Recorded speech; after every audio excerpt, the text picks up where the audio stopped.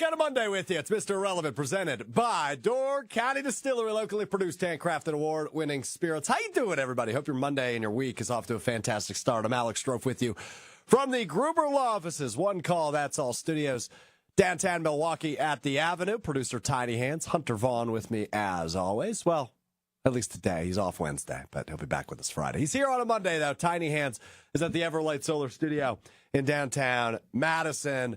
What a weekend. What a weekend. Got Game 7s. We've got everybody's new favorite team in the NBA. We've got OTAs kicking up in Green Bay. We're going to play a little bit of we're going to bring back our tier system today to take a look at where the Packers offense overall ranks within the NFC North. That will be our exercise a little bit later in the show. But first off, Hunter, I'm going to ask you about your weekend a little bit later, more in depth. But overall, how are you? I'm good. I hope it's not what I told you in confidence about my weekend. No. Oh, okay. The Milwaukee Admiral is right next to me right now. The Admiral mascot is holding a sign that says "Playoff Game Tonight." Go Admirals! He's just walking around the Third Street Market go Hall. Admirals! We're just giving each other signs as I'm on the air here. So shout out to the Admirals! Big playoff game tonight for the Ads. They're in the conference finals. And the mascot is just roaming around the Third Street Market Hall. That's quite a way to start the show. So there you have it. Indeed. So no, it wasn't going to be what you told me earlier.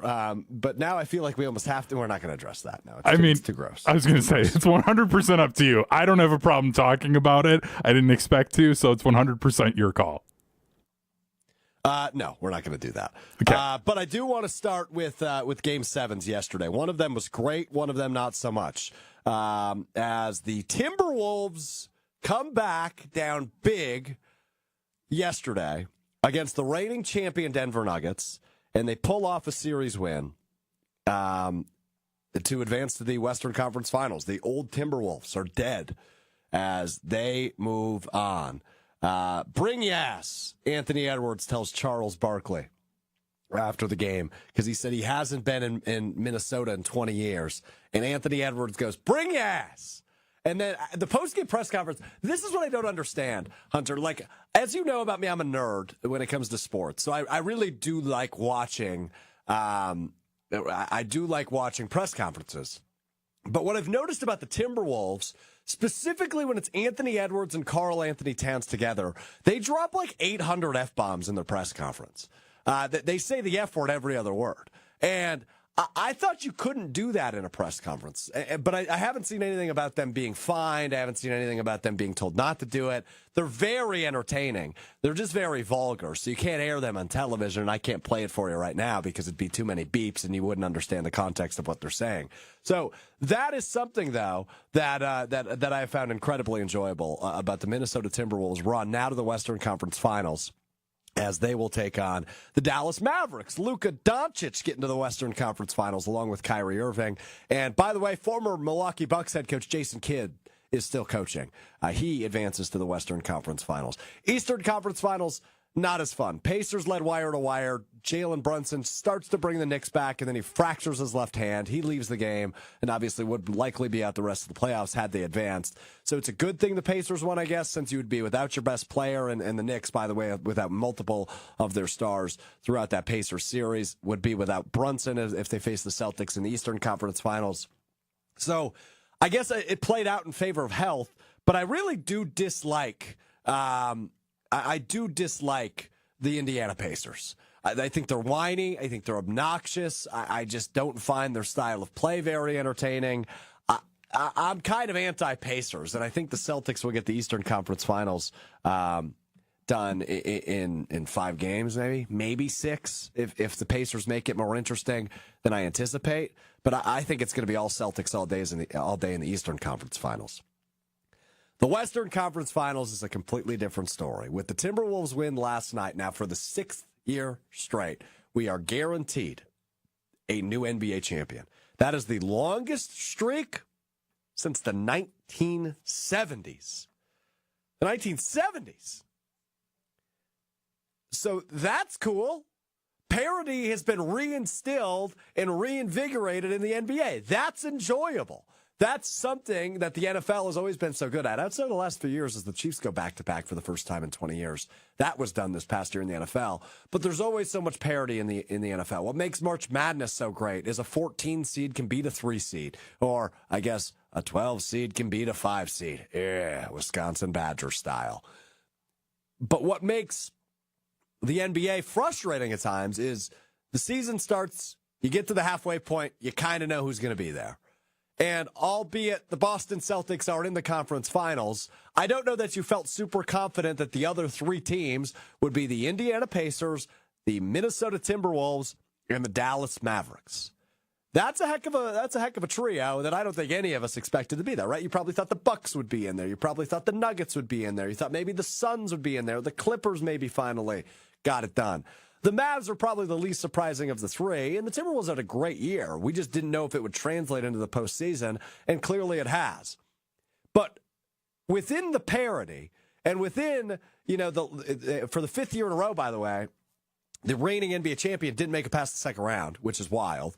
Within all this parity, the rooting interest seems to be with one team and one team only. The Minnesota Timberwolves are America's team in the NBA playoffs all of a sudden. I think rightfully so. I mentioned Anthony Edwards at the top, the way he talks to the media, the way he carries himself, the way he handles himself in post-game press conferences. He's entertaining as hell. And he might be the best player on the planet. And I don't think that's recency bias. I think what Edwards has done all season long is not only worthy of an MVP discussion, it is worthy of, he might be the next one up. He might be the next year after year after year first team all-pro selection. He might be the next bona fide all-star captain for the next several years. I think Anthony Edwards has proven not only that he's arrived, but he may just darn be the best player in the world, Hunter. Yeah, but I wonder if we're going to have the same issue if the Timberwolves figure out a way to win the title. And then they're winning early on next season. And Anthony Edwards is still being himself, which, I love it. But then all of a sudden, it's kind of almost the Draymond Green effect of people get tired of it. And then people are like, okay, I'm over this. Like, he's not humble. Like, part of what people love about Jokic is that he's just so, I just want to race my horses. Like, I just want to do that. Like, that's what I care about. So, That's and look, there's nothing against international players. Obviously, the best one in the world, debatably, plays right here in Milwaukee, and he's one of the most likable guys in the NBA, and Giannis Antetokounmpo. And I don't view Giannis and Jokic the same in this regard, and that is a lot of international players view this as kind of like their 9 to 5, right? Like this is their job that they just happen to be very good at, and they make a lot of money doing. But for example, Jokic, when he won the title last year, to your point on the horses, Hunter, right? Like he didn't even want to do the parade. He wanted to go home to his horses. He wanted to go back to Serbia and wanted to go home. And that's fine, but it's not really a marketable greatest player in the world, right? Like where Anthony Edwards is marketable. He's got some swagger to him. His game is incredible. I mean, game aside, yes, he's great. But to watch him play, it's just flashier and sexier and more entertaining than Jokic and Embiid. I wouldn't say Giannis. I still think Giannis is an incredibly entertaining watch, especially obviously when he's healthy, fully 100%. But so I don't think what I just said applies to Giannis, but it does obviously apply to Jokic, who has been the best player in the year the last several years. He just won another MVP. So, yeah, I get your point. I don't think it'll wear off like Draymond, frankly, because I think Draymond is a little bit more, and this isn't a bad thing either. I just think Draymond's a little bit more of a Richard than Anthony Edwards. Like Draymond would have done great in the 90s. And you see him on Inside the NBA with Charles Barkley, and it's like those guys ribbing each other makes a ton of sense. That's just not really like the sense of humor and the way players carry themselves in this day and age, in 2024. But the NBA playoffs have been incredibly entertaining for the most part. I'm still a little bit upset that the Pacers are alive because obviously they knocked out the Bucks. You never want to lose. But it's almost the Milwaukee curse at this point, right? Like I feel like anytime the Brewers lose in the postseason, that team goes to the finals or the World Series. And now it seems like the Bucks, anytime they lose in the NBA playoffs, that team goes to the finals, though I don't think that will be the case this year. I think the Celtics are a lot better than the Pacers. I just don't think that's going to be an entertaining series. Mavs, Wolves will be, but everybody's rooting for the Wolves. I feel like, and Luka Doncic, another international player, obviously, Hunter, I feel like people are against him all of a sudden. To your earlier point on Ant, like did the glimmer, did the glitz and glamour of Luka Doncic's appeal, did that kind of wear off very quickly to you? It seems like it did to me. I mean, a little bit. Like, I still like him and I like watching him play. I just think it's hard for people to really root for a guy if he's not winning a lot. And this is the first time that they've really gone deep into the playoffs with him. So I just think that's probably a part of it. Like, otherwise, unless it's it's a side effect, like the secondhand smoking of Kyrie and like all of his nonsense. Yeah. Like, that's the only reason, because I don't understand it. Like, unless a guy is a Richard like Draymond Green, I don't get a lot of the like hating somebody unless they've taken you out of the playoffs. Like, those are the two reasons why you hate a guy. Like, I can't stand most of the Packers, but that's because they knocked the Cowboys out of the playoffs. Like, otherwise, there's guys in the NFL who I'm just like, okay, I don't really care. Like, I don't have a strong opinion about you either way, and that's how I feel about Luka. I tend to agree. Yeah, no, and I think that's a fair way to feel about Luka, to be real honest with you. I think he's a fascinating fella. I think his game is incredible. I think this is going to be a really fun series. I would have preferred Thunder and the Wolves. I would have, in the way that Thunder game ended on Saturday, I think it was, or maybe, it was Saturday night, Game 6, the foul with 2.7 seconds. That really wasn't a foul. Goes to the free throw line. They challenge it. They lose the tie. It was just a brutal way to go out in that Game 6. I would have liked to see a Game 7 of Thunder Mavs. But you get Luka on the big stage. But, like, the thing that actually is bothering me, and it probably shouldn't, but is the fact that the former Bucks head coach Jason Kidd is in the Western Conference Finals. Jason Kidd, of all people, is still coaching. Rick Carlisle, another guy that the Bucks at least we thought maybe they were interested in back when Kidd was fired, and Carlisle left Dallas, is still alive. So just a lot of weird storylines in the NBA. But the Eastern Conference Final has no appeal to me. Celtics Pacers, outside of like the Larry Bird storyline, there is no appeal to that series for me.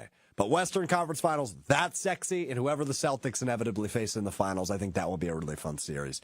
So yeah, the NBA playoffs have totally lived up to the hype. All right, Hunter, you said to me before the show as we were going some ideas, you said, I have a few things for you from the weekend that I want to throw at you. And I thought, oh, okay, we can definitely slide that in there. So rapid fire, Hunter, what do you got? First up, did you see the City Connect jerseys for the St. Louis Cardinals? I didn't have quite enough time in our show prep to bring this up on the screen, but they are literally just their spring training uniforms, and they say the Lou. Like, what are we doing in St. Louis? Sexy. I do like the Lou. I think that's a city phrase we haven't said enough. The Lou for St. Louis. I like that. I like the jerseys. They're cool, but you're right. They're not very original. There's not a ton different. I don't like the hats that accompany them.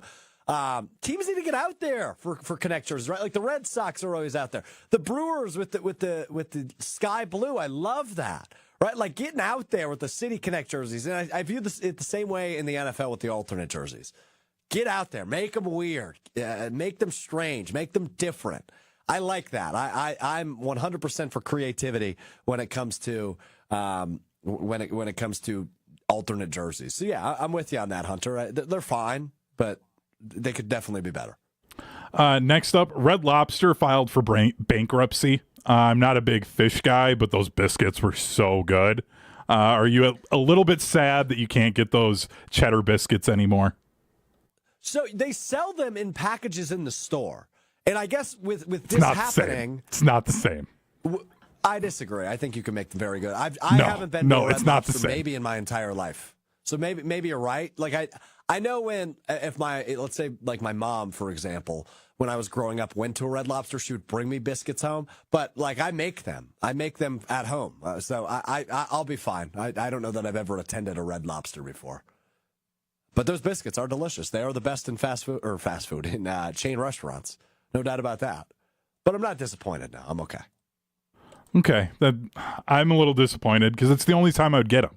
And I wouldn't go very often, but then when I did, I would house a bunch of them, even though I'm gluten-free. Like, I didn't care. Like, I'll take the tummy troubles that go along with those. You're a strange man. It's worth it because they're that good.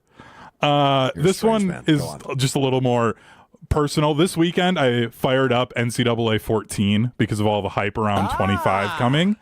So I always like to start as a coordinator on that. And I decided to be the defensive coordinator for the Iowa Hawkeyes. I won a game 7-5. It might have been the most like video game nerdy I've ever been in my life.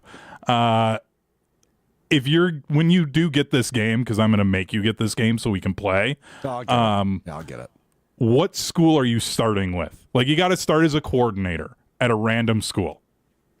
I'm going group of 5 for sure. I'm working my way up. Toledo or Akron. I'm going somewhere in the MAC. Ball State. Ball State, I think, is a great pick for an NCAA 25 team. Yeah, I'm going to go Ball State, Hunter. I'm going to the MAC. I'm bringing Ball State to prominence. They call it the Harvard of the Midwest in Muncie, Indiana. I'm bringing Ball State to prominence. The Harvard of the Midwest? I think they maybe say the Harvard of Muncie. I think they call it the Harvard of the Midwest. There's no chance they do when the Midwest has Northwestern, Minnesota, Michigan, Wisconsin. Like, stop it. Even in their own state, they've got Indiana and Purdue. Like, there's no way. Muncie, Indiana, man. Ball State, Muncie, Indiana. Yeah, the Harvard of the Midwest. All right, that all you got for me? You got one more? Yeah, that was pretty much my weekend, was being mad at a uniform, sad about biscuits, and getting upset with the lack of offense from the Hawkeyes. That's why I left and went to Oregon. All due respect, you live a sad, sad life, my friend. My wife's gone for the week. She comes back Tuesday night. She's been in North Carolina for One Tree Hill convention because they did a reunion and played a charity basketball game. So I've been bachelor life, and like, I don't go out and do anything. I really don't have a whole lot of friends. Like, this is my life, man. If my wife's gone, I'm just gonna play NCAA football, and I made myself a steak Saturday for dinner. Like, nice. That's what I did. There you go. Yeah, but on the grill or on like a skillet? On the skillet. I'm not gonna go to the community grill that my apartment complex has. Like, I don't know. That's just weird, and I've never seen anyone use it. So I'm like, I don't want to be the one guy that uses the grill out on the back patio. Oh, no, yeah, like, you do. Yeah, you do. No, that's weird. Nah. Okay. Whatever. All right. There you go. There's Hunter's weekend. Whatever you make of that, I'm right there with you. Let's move on. Packers OTAs get started today. Oh, baby, is that exciting. Rob Demovsky really summed it up perfectly from ESPN, our teammate, in a tweet this morning at Rob Demovsky. Hunter, if you want to pop that on the screen. Here are the big storylines for OTAs. Jordan Love's contract talks. Obviously, that's something we've spent a ton of time on. We heard some audio from Adam Schefter last week on Jen, Gabe, and Chewy, weekdays from 7 to 9 on 94.5 ESPN. Milwaukee talking about he doesn't think they're super close, but that number annually is going to be very big after Jared Goff's extension last week, which came in at about it came in at $53 million per year for Jared Goff. So will Jordan Love be able to secure a bag of that level or even higher? I wouldn't put that out of the question. Elsewhere from Rob Demovsky, he says Christian Watson's hammy is better as he was visited a specialist. So obviously seeing if Watson has the speed and the agility and some of the different things that he brings to the Packers offense, which, by the way, despite the fact that Christian Watson's been injured, those things could be really important. When Christian Watson's been on the field and healthy, the way he opens up the Packers offense is crucial. He is a big piece of this offense. And I know we're excited about Jaden Reed and Dontavian Wicks and even Bo Melton to a point. But what Christian Watson brings to the Packers offense is very important. And he does play a role. So if his hammy is fully better, that is something awesome to keep an eye on for this season, but obviously it's something he's dealt with the last few years. So that it's just something I'm intrigued to see by. Note 3 is rookies and vets are together for the first time. Yeah, that's exciting. Obviously, that's the excitement of OTAs, right? Jordan Love gets to play with Marshawn Lloyd for the first time. I assume Josh Jacobs will be in town. That's probably the first time you're seeing him extensively. Xavier McKinney, the same thing on the defensive side. Seeing how a guy like Edgerrin Cooper fits in next to Quay Walker at the linebacker position. So there's a lot of exciting things to keep an eye on for the Packers. And on that note, the new defense will be on display for the first time under the new defensive coordinator, Jeff Hafley. I mentioned some of the pieces. Quay Walker, Edrin Cooper, Xavier McKinney, Eric Stokes allegedly feeling a lot better with a hammy injury as well. As Rob just mentioned, Christian Watson. Eric Stokes, same thing. But the fifth and final note from Rob is maybe the biggest piece on the defense for the Packers. Jair Alexander will be taking part in OTAs this year, which is great, right? You want everybody there. Jordan Love will be there. I don't know how much he'll practice. I don't know how much he'll participate, but he will be there when it comes to that offense, right? Making sure they continue to add on to the success they saw at the end of last season. It was an offense that was clipping at a really, really high level at the end of the year and into the postseason. So seeing if they are able to maintain that and add on to that with some new pieces, obviously, I say this all the time, right? I'm a big believer in either a sophomore jump or a sophomore slump.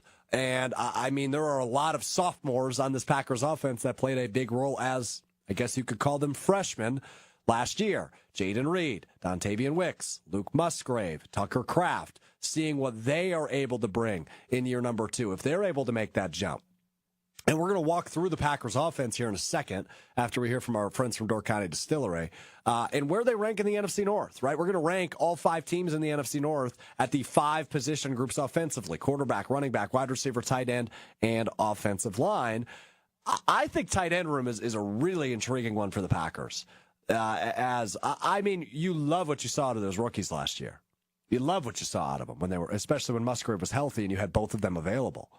What are they going to bring in year number 2? That might be a top storyline for me offensively for the Packers heading into next season. So we will power rank those coming up next. But first, got to tell you about Door County Distillery, locally produced, handcrafted, and award-winning spirits made in beautiful Carlsville in southern Door County. If you're going up to Door County, you got to check out Door County Distillery. They do the tours, they do the tastings, they make everything from vodkas to whiskeys to brandies and all the in-betweens. And they do a ton of local collaborations. What Door County Distillery does, nobody else does it better than them. They are the best in the biz. They are local, support local, and, dude, they make booze. We're in Wisconsin. If you're tailgating, if you're partying, if you're having a kickback on the porch at your house this summer, use Door County Distillery. Elevate it. Cherry-infused vodka, cherry brandy. Think about the cherry options from Door County and Door County cherries. I mean, it is the best. They also have a huge list, a ginormous list of unique cocktail recipes on their website. If you're watching on the YouTube screen, you can scan the QR code. If you want to dive into something, you can filter it by the type of liquor you want to use. It's awesome. And we were up there creating new recipes on the fly a couple weeks ago that they're going to be adding to the website, doorcountydistillery.com. So if you want to check that out, make sure you do. You can scan the QR code right now. Well, let's take a 1-minute break, 60 seconds to learn more about Door County Distillery. When we come back, we do a tier list of the 5 position groups offensively for the entire NFC North. That's next. It's Mr. Relevant. I'm Alex Strouf. I'm back at the legendary Door County Distillery with the legendary Beth. Hi. Nothing bigger right now than espresso martinis and confession. I've never had one, Beth, so I think I need you to teach me how to make one. It's real simple. With ours, we do our Java infusion, which is our coffee-infused spirit, our vodka, some chocolate sauce, and some coconut cream, so it's dairy-free for those who can't have lactose. We're going to start with 2.5 ounces of our Java, because this is a martini, so lots of booze. Yes. 1.5 of our vodka, about a 1/2 ounce of your chocolate syrup and your coconut cream, or cream if you prefer. Shake this for about 15 seconds. She's a pro. I'd spill everywhere. Strain that into our martini glass. There we go. Quick and easy espresso martini. Time to try it. First ever espresso martinis. Cheers. Cheers. Oh, that's delicious. That's really good. I'm an espresso martini girly now. Yeah, no doubt. Who isn't? Check out their website with a huge list of unique cocktail recipes at doorcountydistillery.com. That's doorcountydistillery.com. All right, let's dive into this thing, man. The NFC North is one of the most interesting divisions in the entire NFL, if not the most interesting division in the entire NFL. Looking at you, AFC East, you're pretty darn interesting too, and so is the AFC North with the Bengals, the Browns, the Steelers, the Ravens. You might have 4 really good teams in that division, but I think there's 3 playoff contenders for real in the NFC North. Obviously, the Lions, the Packers, and now the Bears are in that conversation, in my opinion. I think the other team that's interesting, obviously, the only team remaining, is the Minnesota Vikings. I don't think they're going to be very good, but could they win 7 games? Yeah, maybe. I don't think they're over 500. I don't think they're 9-8 good, but they could be 7-10 and probably steal a game against Detroit or Chicago or Green Bay, God forbid, throughout the course of the season. So I just wanted to dive in to the positional groups one by one and essentially tier them, and we can then go ahead and figure out who the best offense in the NFC North is through this exercise. I think the Packers, before I do this, I haven't thought about how I'm going to rank them. I'm going to do them on the fly for all 5 position groups: quarterback, running back, wide receiver, tight end, offensive line. And then we'll kind of have to accumulate a score at the end, Hunter. So if you want to come up with a scoring method, right, like lowest points win, I guess, 1, 2, 3, 4, it's like golf. Okay. 5 positions if you want to keep track, Hunter, and then we can do some math at the end, which I know we're both very good at. And I think the Packers will be second. I think the Bears might actually be number 1, and the Lions could be too, because the Lions might be number 1. So let's dive into this without any further analyzation as I continue to think about it. We're going to start with the quarterback position, and I'm going bias right off the bat. I think this is probably the easiest one to rank. I think Jordan Love is the best quarterback in the NFC North. I think Jared Goff is a very good quarterback. I think there's a big gap between 2 and 3 because 2, 3, and 4 are unproven rookies, likely, for the Vikings. It could be Sam Darnold. I would still take Caleb Williams' potential over Sam Darnold and what we know about him right now as it stands. Now, there are league circles that say Sam Darnold's gotten a lot better, and he could be a really good quarterback at some point. I just don't think he's going to be the starter, at least not long term, at the very least, for Minnesota. So I would assume J.J. McCarthy is the week 1 starter, and that definitely ranks him dead last. Caleb Williams intrigues me, but he hasn't played yet, so we naturally put him at 3. Goff and Love is really a toss-up. I'm going bias. I'm going up based on potential. They're both going to be paid a ton when we enter the 2024 season, but I like what Love is able to do a little bit better than Goff. I think Goff is, and this is not a knock, I think he is an amazing system QB. I think he is an amazing game manager. And again, this is not a knock because what Brock Purdy did last year I view as the same way, and that got him to a Super Bowl. And Brock Purdy is having a great start to his career as a 7th-round pick. I think game managers are fine. They can win you Super Bowls. But I just think Love and his ability to kind of adjust on the fly is a little bit better than Jared Goff. So we'll go Love and Packers 1, Goff and Lions 2, Williams and Bears 3, and McCarthy/Darnold and Vikings in 4. Let's move on to the running back position. This one is tough. There are some good running backs in the NFC North. When you think about the Lions, though, what that offense is able to do when they establish the running game is maybe the best wild card of the NFC North. I think when you have a guy like Jahmyr Gibbs, who had a terrific rookie season last year, and then you add a guy like David Montgomery, who's really a Packers killer, I think that's the best 1-2 punch in the NFC North. I think I'm putting Packers second with Josh Jacobs, who may be the best overall back and proven back in the NFC North. I like A.J. Dillon. I think he might end up being back 3 with the drafting of Marshawn Lloyd. And although I don't love the other running backs on the roster, I'm not even going to name them. I just think they're going to find something. So I don't know that A.J. Dillon will have a big role unless, and obviously you hope this doesn't happen, Josh Jacobs gets injured. I think it's probably Lloyd and Jacobs in the backfield, and I think that's a good 1-2 punch. The Vikings and Bears both have good lead backs. Obviously, for Minnesota, it is the former Packer. It is Aaron Jones in the backfield now in Minnesota. For the Bears, they go out in free agency. They sign a former Lions running back and former Eagle running back, DeAndre Swift. They also have Roshan Johnson, Khalil Herbert, which are interesting pieces.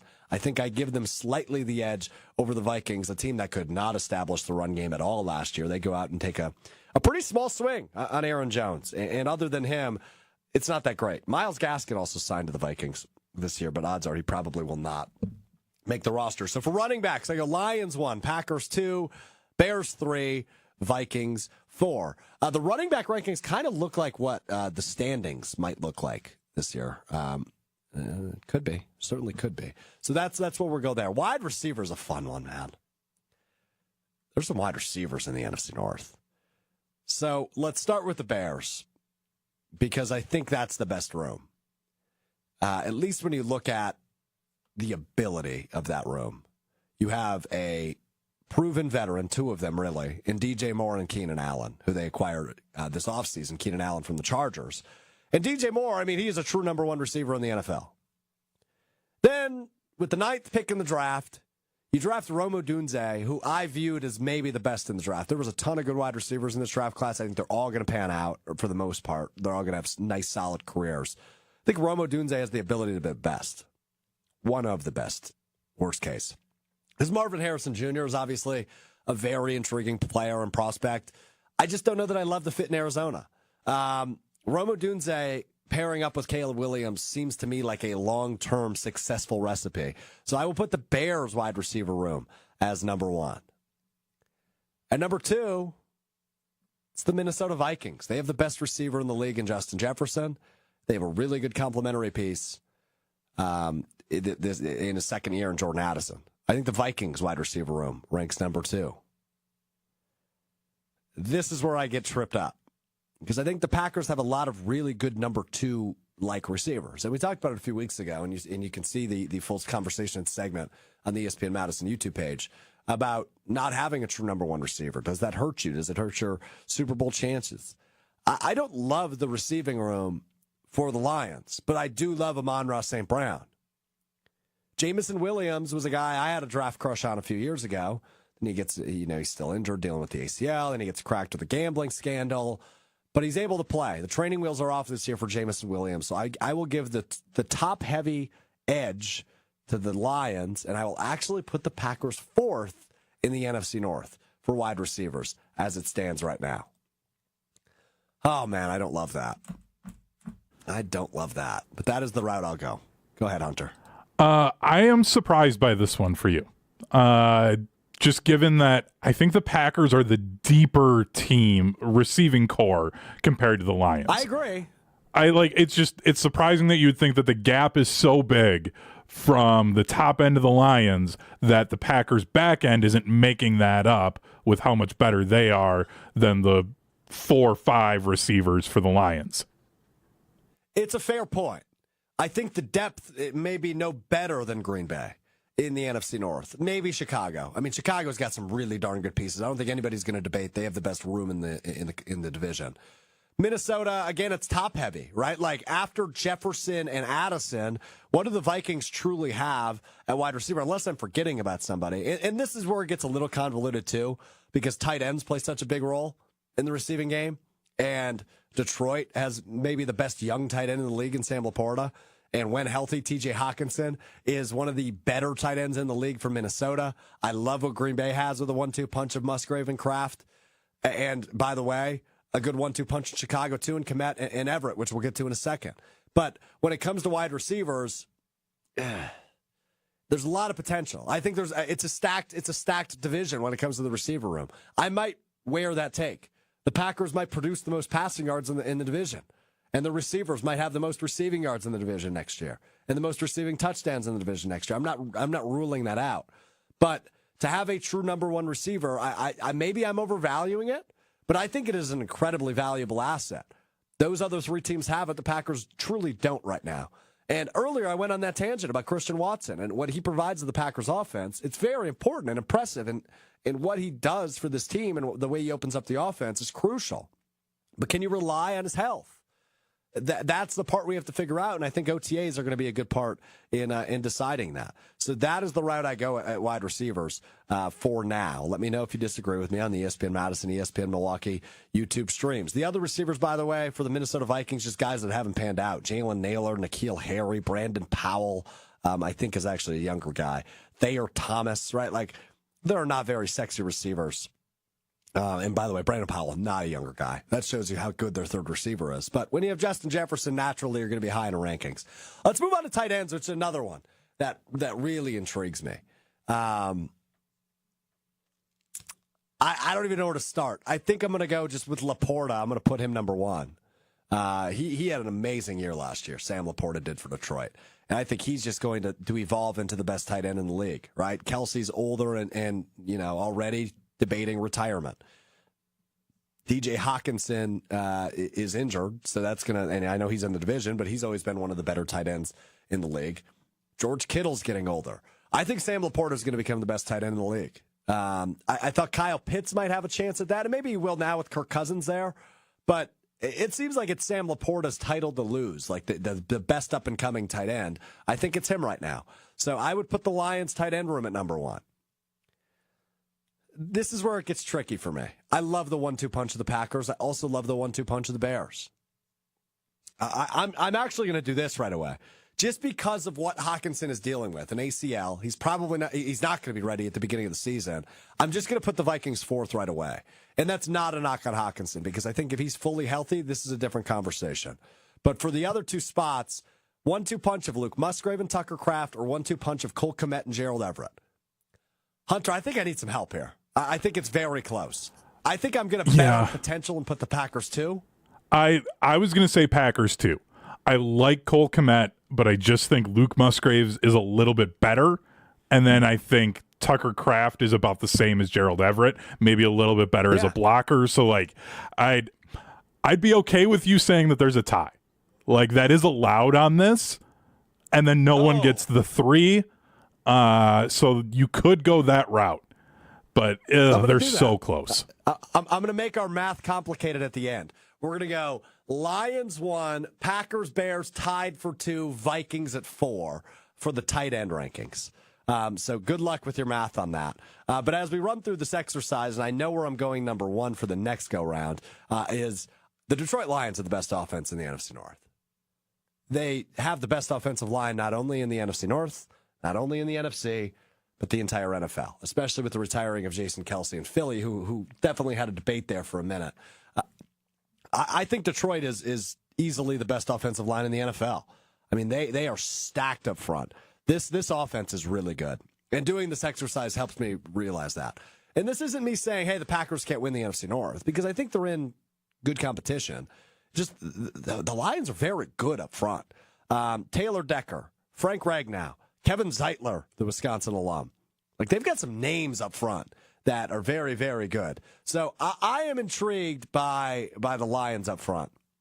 Here's where it gets sticky for me. I think the Bears improved a little bit, but they were bad last year. Justin Fields was getting killed. I still believe in Tevin Jenkins, their left guard. I'm intrigued by Coleman Shelton, their new center. Darnell Wright at right tackle seems like he's okay, but he hasn't really lived up to the high draft pick that he was. Green Bay, I trust the starting 5 for the most part. Josh Myers not so much at center, but this is likely his last year in Green Bay. And Minnesota, I don't really trust up front. So I think I'm going to go Green Bay. 3 and 4 is tough.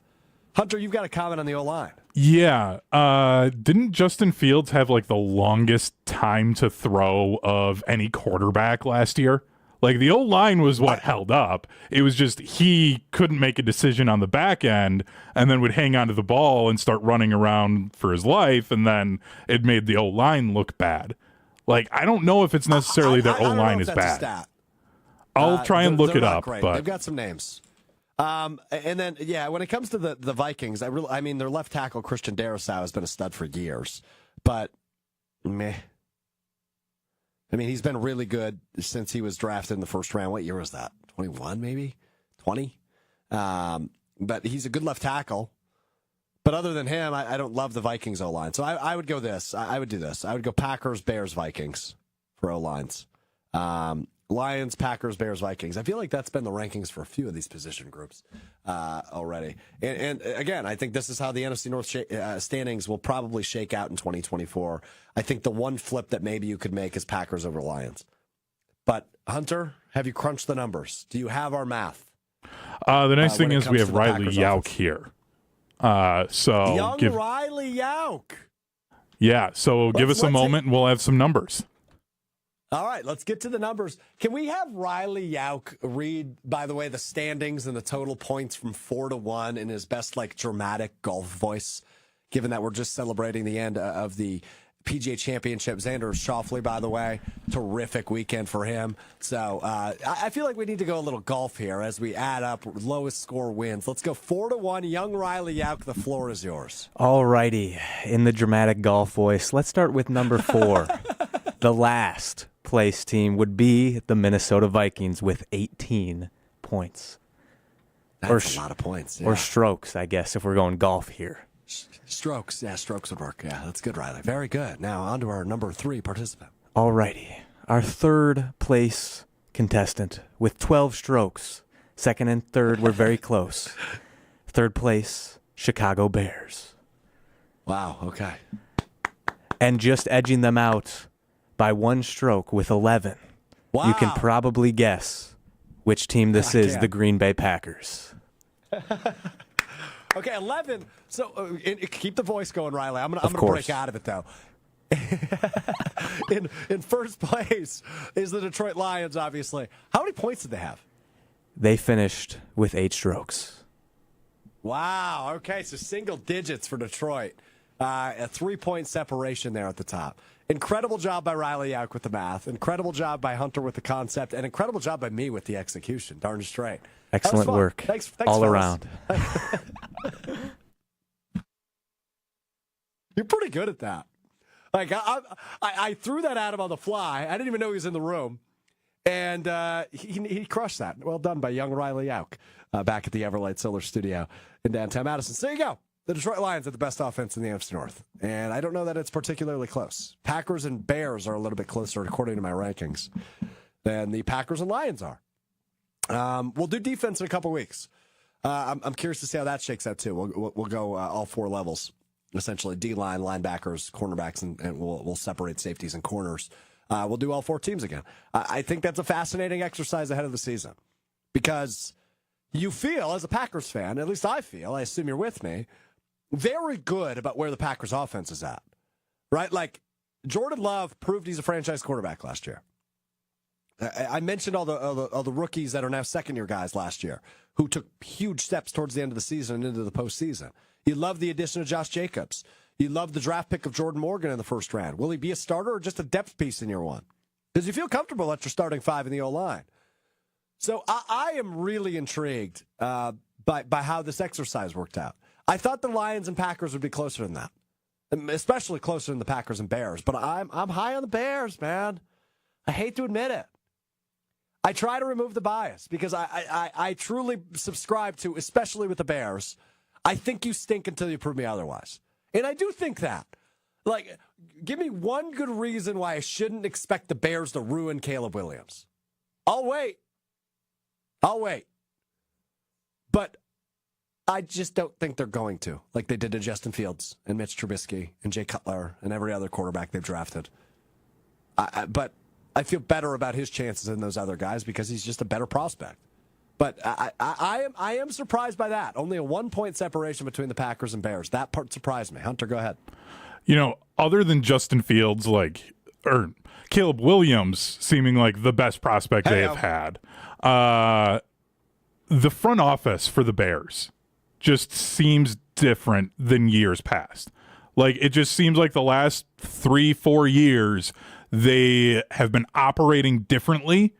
And it's just starting to, if I were a Packer fan, I'd be a little concerned, which is great as somebody that doesn't really have a horse in the race. Like, okay, cool. Like, I love it when Duke, North Carolina is fun and competitive and both teams are top 5 teams. I love it when the Yankees and the Red Sox are competing for division titles and they meet in the playoffs. I want to see that as a football fan from the oldest rivalry in football. Like, we need that to finally happen. And I'm hoping that this is finally the year where we can be like, okay, Jordan Love, Caleb Williams, the next 10 years, whoever wins that head-to-head series, they're winning the division and they're going to go deeper in the playoffs. And I can't wait, and I really hope that the Bears finally have it figured out. Yeah, I'm with you. I agree. I just can't get over Riley's golf voice. That was so good. I don't know that he's ever been a golf commentator in a past life, but that was impressive by Riley Yauk. 2 shows in a row, Riley's made a strong appearance. He led off the show on Friday by telling us that he forgot about his girlfriend's 21st birthday. She had to remind him at 10 p.m. that it was her birthday today. And so that led off Friday. And then today he comes in with a great golf voice. I don't know when Jim Nantz is calling it quits, but I think I've got a suitable replacement for him. And young Riley Yauk. Pretty darn well done. And good idea by Hunter there. That was good stuff. All right, time to wrap up the show as we always do. You learn something new every day. Go ahead. Well, I was just going to say, one of the criteria for a good golf voice is if I feel like I can take a nice nap on a Sunday afternoon with golf on TV, and is that voice going to work? That voice is definitely going to work. I might need Riley to record some stuff for me to take some naps on the weekend listening to, because that was good. Some classic ASMR? Yeah. Riley, you might have a career in that. That might be the route you have to go. I'll go. I mean, maybe we should get him to record like what's that children's book? Bye Bye Black Bear or something Brown Bear. Brown Bear. Is that the name of it? I have no idea what you're talking about. I would like to hear Riley Yauk before we wrap up the program today. Read. I believe the name of the book is Brown Bear, and it goes, "What do you see?" I would like him to read that at the end of the show. In that voice. So if we could pull up a PDF of that book after what Strouf Learned, I want to hear Riley read it, and that will send us out of Monday's edition of Mr. Relevant. But I will end my part of the show today with this. You learn something new every day. I learned something new over the weekend. It's time now for what Strouf Learned, as we always end the show on. I learned NASCAR might be back, man. I don't watch NASCAR. I never have. I have never enjoyed NASCAR. If you do, that's fine. Like, I'm not one to yuck your yum. But when it comes to NASCAR, Ricky Stenhouse Jr., I believe is his name, and Kyle Busch, that's a name I do know, they got into it this weekend. I don't know where the race was, but I was talking to known race fan Ben Brust about this, and we have some footage that will air on the video side of the fight that went down between Kyle Busch and Ricky Stenhouse Jr. But I found out that this is the one racetrack that, like, you don't have a formal exiting period. So Stenhouse exited the race early, and you see Kyle Busch still in his driver's suit. They met and just started throwing punches. We got a full-blown fist fight with multiple people involved. Stenhouse threw the first punch, and then crew members started jumping in. People are throwing haymakers at each other, just trying to get them to calm down. They're falling over tires, but there is not like an exit concrete path at this racetrack. So they were pretty much forced to meet. They were going to see each other, and they were mad at each other, and then fists start flying. So it was an incredible scene in NASCAR. And I've said this before. I have this take. I think fighting should be allowed in more sports. Make it quick, make it organized, but I'm cool with fighting. I don't think it should be allowed in the NFL, but like MLB, we've seen the Brewers get into a few scuffles this year, scuff-ups, if you will. I like that. I like that energy from Pat Murphy's boys. Baseball fights are fun. They're quick. Jose Ramirez is one of the greatest punches of all time on Tim Anderson of the White Sox several years back. It was great. It was a great moment. Jose Bautista got into a few brawls. I love baseball fights. Hockey, well, we know they allow it. We love hockey fights. NBA, not so much. I don't know that basketball needs fights. But NASCAR? I mean, talk about gaining a new audience. That's just my take on that. All right. That does it for us today. It does it for me today, actually. So I'm going to hand the keys over to Riley Yauk to bring us home. I will talk to you on Wednesday beginning at 12:30 on the ESPN Milwaukee, ESPN Madison YouTube channels. Of course, available wherever you get your podcast, Apple Podcasts, Spotify, Wisconsin On Demand. Just search Mr. Relevant. It's your first result. Make sure you subscribe. Big thanks to Door County Distillery, as always, for their support of the show. And a big thank you to you for supporting our show and Door County Distillery. I will talk to you Wednesday. Riley, take it away. Brown Bear, What Do You See? By Bill Martin Jr. Pictures by Eric Carl. Brown Bear, what do you see? I see a red bird looking at me. Red bird, what do you see? I see a yellow duck looking at me.